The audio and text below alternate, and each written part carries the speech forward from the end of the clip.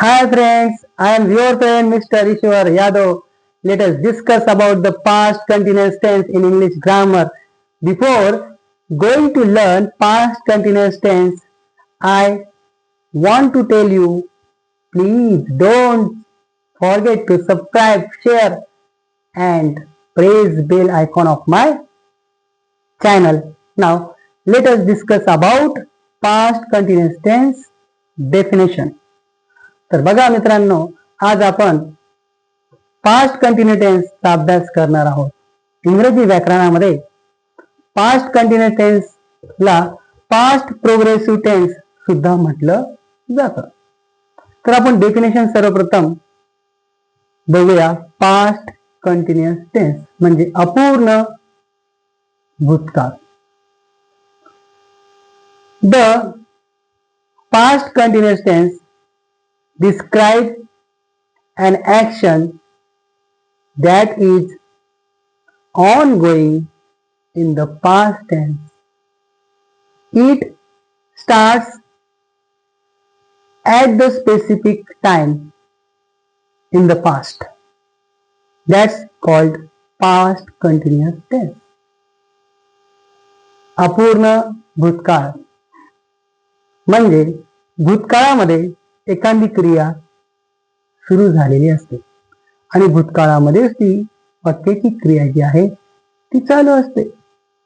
Now look at the sentence of past continuous tense. Look at the first sentence.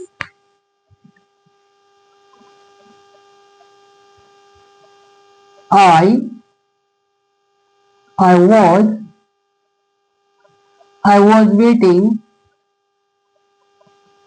was waiting for her at the station.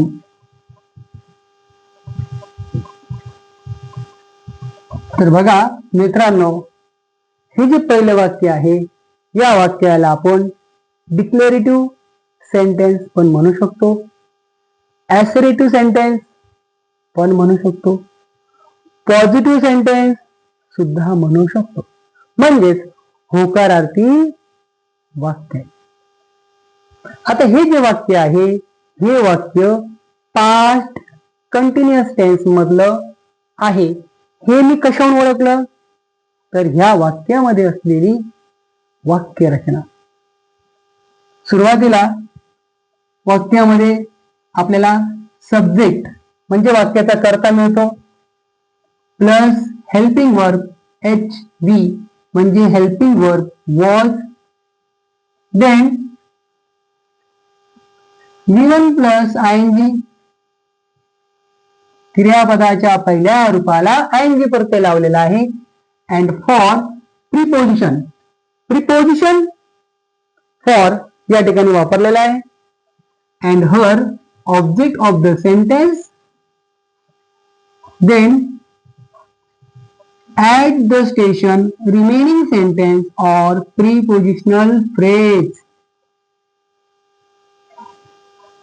आता हे जे वाक्य आहे या वाक्याचा आपण अर्थ कसा लावतात ते सर्वप्रथम बघूया. आय म्हणजे मी स्टेशनला तिची वाट बघत होतो. मी स्टेशनला तिची वाट बघत होतो.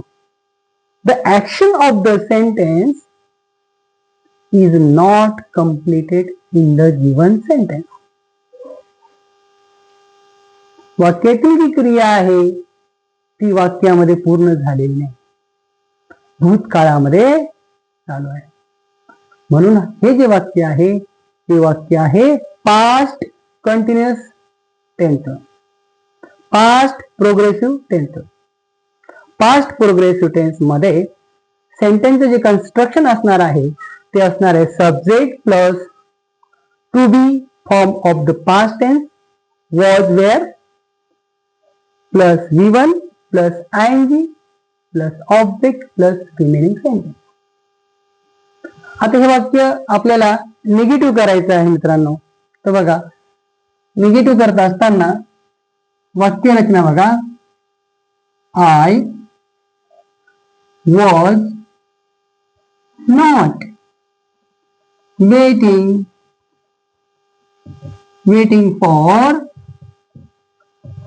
for her at the station. हे वाक्य झालं निगेटिव्ह सेंटेन्स. मी स्टेशनला तिची वाट बघत नव्हतो किंवा मी स्टेशनला तिची वाट पाहत नव्हतो. हे वाक्य झालं निगेटिव्ह सेंटेन्स, नकारार्थी वाक्य. त्यानंतर interrogative sentence, yes no type sentence आपल्याला बघायचं आहे. तर 3 नंबरला आहे इंट्रॅगेटिव्ह सेंटेन्स, प्रश्नार्थी वाक्य. तर प्रश्नार्थी वाक्य तयार करताना सुरुवातीला helping verb were you waiting for her at the station. Put the question mark at the last of the sentence. या ठिकाणी आयचा यूज केलेला आहे. Change into pronoun, because I is the first person. I म्हणजे प्रथम पुरुषीकर्ता म्हणजे मी, and you means second person. ज्यावेळेस मी हा प्रश्न तुम्हाला विचारेल तेव्हा आपल्याला सर्वनामामध्ये बदल करावा लागेल.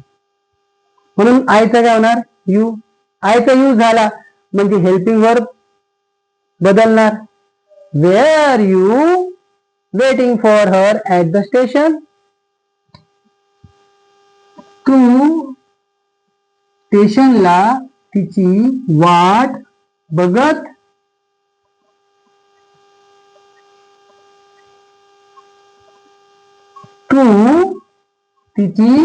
स्टेशनला वाट बघत होता का. यू म्हणजे तू स्टेशनला तिची वाट बघत होता का. हे झालं interrogative sentence, yes no type sentence किंवा व्हर्बल क्वेश्चन सुद्धा म्हणू शकता. तू तिची स्टेशनला वाट बघत होता का किंवा तू तिची स्टेशनला वाट पाहत होता का. त्यानंतर 4 नंबरचं वाक्य आहे इंट्रॅगेटिव्ह अँड निगेटिव्ह सेंटेन्स.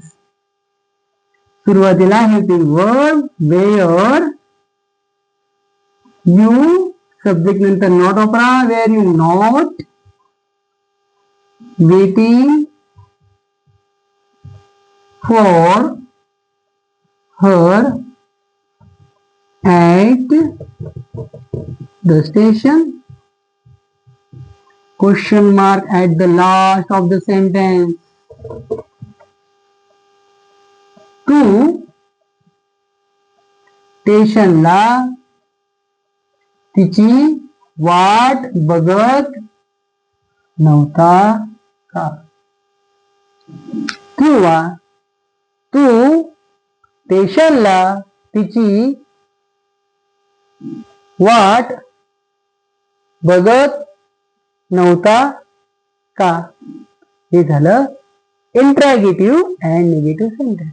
दिलेल्या वाक्यात प्रश्न पण विचारला जातो आणि नकार पण दर्शवला जातो. त्यानंतर डब्ल्यूएच टाईप सेंटेन्स बघा मित्रांनो. डब्ल्यूएच टाईप सेंटेन्स तयार करायचा आहे. डब्ल्यूएच वर्ड वेन नंतर helping verb when were you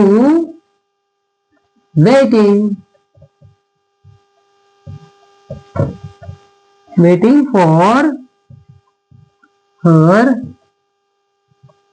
at the station. Put the question mark at the last of the sentence. तू स्टेशनला तिची वाट केव्हा पाहत होता? तू स्टेशनला तिची वाट केव्हा पाहत होता? When were you waiting for her at the station? Now, the last sentence, exclamatory sentence. Now look at the exclamatory sentence. उद्गारवाचक वाक्य. What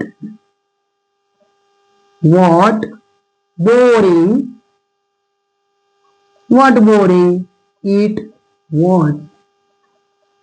What boring it was! Exclamatory mark. I was waiting for her at the station.